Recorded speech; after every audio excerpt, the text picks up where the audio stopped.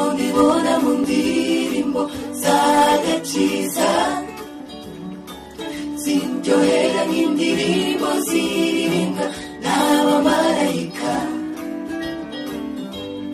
urusobe nzumvamo mu majwi atangaje ijuru ritondibona mu ndirimbo z'agakiza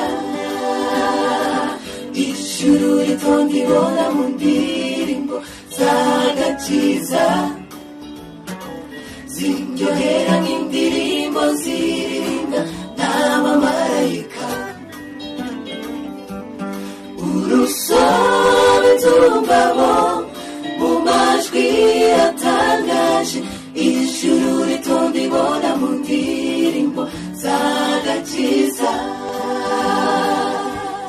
urusobe nzumvamo mu majwi atangaje ijuru ritondibona mu ndirimbo z'agakiza. Patmos Choir ifite concert ku itariki 15 z'uku kwezi kwa munani uyu mwaka w'2026 aho ni hehe bizabera? Kigali Convention Center. Mbese wabura twebwe tuzaba duhari.